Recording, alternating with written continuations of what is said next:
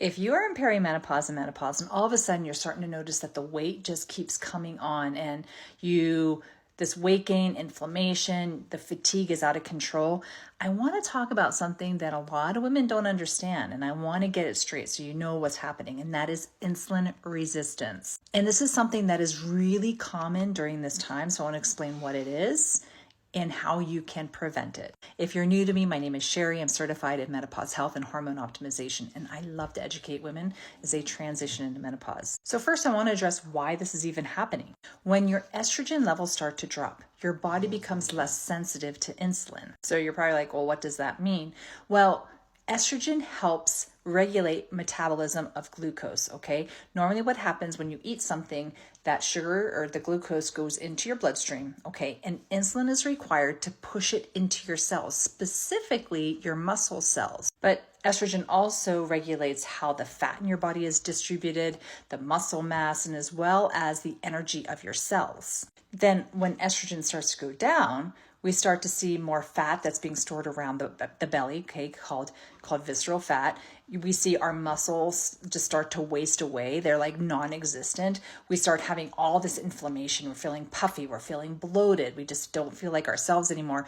And we have these cravings for sugar that are out of control. Now, with that reduced muscle mass, guess what? The glucose that's in our bloodstreams, that insulin cannot push enough glucose into the muscles. So your body then starts secreting more and more and more insulin to try and regulate those glucose levels, which and then all these things that we just talked about can lead to insulin resistance, meaning your body requires more and more insulin to do the normal functions that it used to. Now, there's some common signs, right? Common signs include being fatigued, brain fog, noticing a lot of belly fat, weight gain, where your carb and sugar cravings just go off the roof. You're having trouble losing the weight. Now, it's even really common to get skin tags and even some of these like darkened skin folds. And one of the biggest complaints I hear from women is they say, gosh, I feel like my metabolism has just completely shut down. That their common complaint is that I'm basically starving myself and I'm still putting on weight. Or no matter what I do, no matter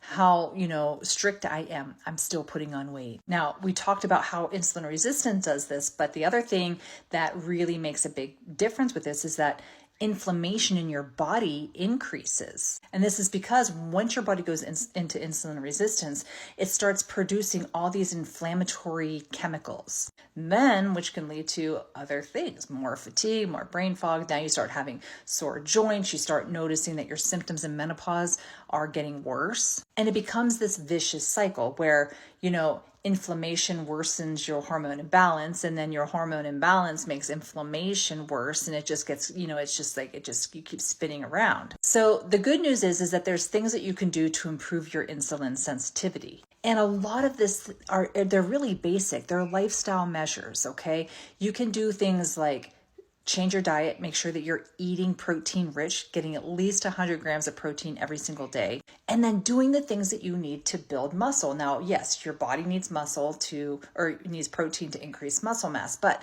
you need to start doing weightlifting, okay? Some type of resistance training 2 to 3 times a week. That way, your body can start pushing that glucose in the muscles. But other things like managing stress helps bring down your cortisol levels, making sure that you're sleeping enough, making sure that you're hydrating, but avoiding a lot of the triggering foods that can cause inflammation. Things high in sugar, alcohol, processed foods. And yes, there are certain medications out there that can help improve insulin resistance. But I always tell women, listen, try the lifestyle things first, okay?